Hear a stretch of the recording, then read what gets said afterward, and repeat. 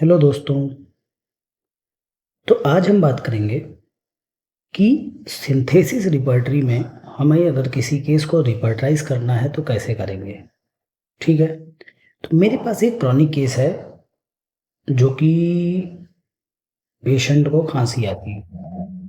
ठीक है, अब खांसी आती है तो उसमें जो है अभी उसके चेस्ट पेन स्टार्ट हो गया है। ठीक है ना, तो भी 2 साल से मतलब वो कहीं और से दवाई ले रहा था। तो मेरे पास वो आया तो मैं उसका केस लिया। तो उसमें मुझे सिम्टम क्या मिले कि पहले तो उसके माइंड में मिला कि उसको फियर ऑफ डेथ था, मतलब डर लगता है। ठीक है, तो हम ये हमारी जो सिंथेसिस रिपर्टरी है ये पूरी जो है केंट सर के जो रिपर्टरी है उसको फॉलो करती है। ठीक है, तो हम लोग स्टार्ट करेंगे कि उसके माइंड में क्या है, फियर ऑफ डेथ है। ठीक, तो हम माइंड में गए। उसके बाद यहाँ पे हमने प्रयास किया कि फियर फियर आया। उसके बाद जो है डेथ डेथ। ठीक है, तो अब हम क्या करेंगे कि इसको हम क्लिपबोर्ड में ऐड कर देंगे। ठीक, अब हम चलते हैं दूसरे टॉपिक पे। दूसरा मतलब दूसरे पॉइंट पे क्या था, उसको उसको ये था कि उसको कैंसर हो गया है, लंग कैंसर हो गया है। ठीक है ना, तो यहाँ पे भी हम फियर लिए। उसके बाद हम डालेंगे कैंसर आगे। इसको भी हमने कैंसर ऑफ ऐड कर लिया। ठीक है, अब आगे हम बढ़ते हैं और अगला क्या मिला उसे कि उसको लंग डिजीज हो गई है। तो हम फियर में गए, यहाँ पे हमने डाला लंग डिजीज ऑफ। ठीक, इसको भी हमने क्लिपबोर्ड में ऐड कर दिया। अब आगे बढ़ते हैं कि कफ ड्राई। तो कफ किस में आएगा, अब आप यहाँ पे देखेंगे, आगे बढ़ेंगे तो उसको ड्राई कफ है। ठीक है, तो कफ में चलते हैं। कफ जो है कैसा है, ड्राई। इसको मैंने ऐसे ही ऐड कर लिया क्योंकि और कोई मुझे मॉडलिटीज़ वगैरह नहीं मिल रही थी। उसके बाद जो है कफ कैसा था, क्रॉनिक, क्योंकि काफ़ी टाइम से है उसको।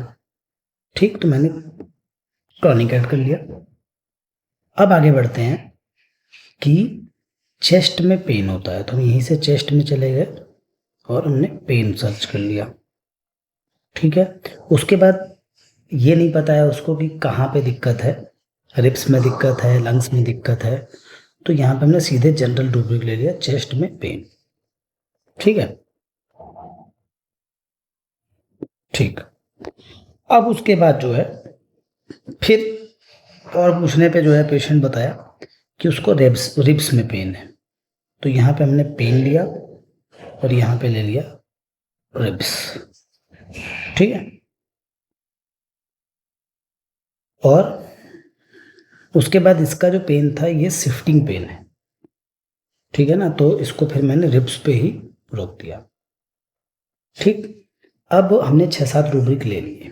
अब हम इसके क्लिपबोर्ड में देखेंगे अगर जाके, तो आप इसके देखेंगे कि सारे सिम्टम जो हमने ले लिए हैं और यहाँ पे पहले नंबर पे आपकी आ रही है सोराइनम और लाइकोपोडियम। ठीक है, तो यहाँ पे आप देखोगे अगर कि आपकी सोराइनम जो है 1 2 4 5 6 7 सिम्टम को कवर कर रही है। लाइकोपोडियम आपके 1 2 4 5 6 7 सिम्टम को कवर कर रही है। तो पेशेंट को थोड़ा सा जीआईटी डिस्टर्बेंस भी था, गैस्ट्रिक प्रॉब्लम भी थी, लीवर से रिलेटेड प्रॉब्लम भी थी। तो मैं उसको अभी लाइकोपोडियम दिया हूँ 30 और मैं उसको बीडी दिया हूँ 1 हफ्ते के लिए लाइकोपोडियम को। अच्छा, अब यहाँ पे बात ये आती है कि यहाँ पे हमने सिम्टम निकाले हैं तो यहाँ पे बहुत सारी मेडिसिन निकल के आई है। तो हम ये कैसे सेलेक्ट करें कि हमें कौन सी मेडिसिन देनी है। ठीक है ना, तो इसमें देखिए होता क्या है कि सारे जो कंप्लेंट हैं पेशेंट की उसकी इंटेंसिटी निकाली जाती है। इंटेंसिटी मतलब कि कौन सी प्रॉब्लम उसको सबसे ज़्यादा है। ठीक है, तो यहाँ पे मतलब जो है लाइकोपोडियम के 9 डिग्री सिम्टम और 6 सिम्टम को कवर कर रही थी। सोराइनम 11 डिग्री का है लेकिन 6 सिम्टम को कवर कर रही है, ठीक है ना। अब इसमें 6 सिम्टम कौन से? पहला मतलब फियर ऑफ कैंसर उसको है, ठीक। दूसरा फियर ऑफ डेथ है। इसमें लंग नहीं कवर हो रहा है सोराइनम में, लेकिन बाकी सारे सिम्टम कवर हो रहे हैं और सारे सिम्टम उसके मार्क्ड सिम्टम है, ठीक है ना। तो मैं उसको अभी तो लाइकोपोडियम दिया हूँ क्योंकि उसको लीवर इश्यूज भी थे, लेकिन आगे जो है फिर मैं उसको सोराइनम, सल्फर, फास्फोरस ये भी दे सकता हूँ। तो अब इसमें से जो सिम्टम मेरे ठीक होते जाएंगे वो सिम्टम मैं हटाते जाऊँगा, तो अपनी मेडिसिन जो है आगे के लिए चेंज होती जाएगी। तो उम्मीद है कि आपको ये वीडियो समझ में आई होगी। तो जो है वीडियो को यहीं समाप्त करते हैं।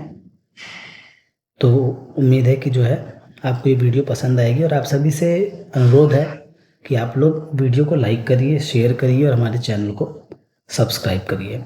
आप सभी का बहुत बहुत धन्यवाद।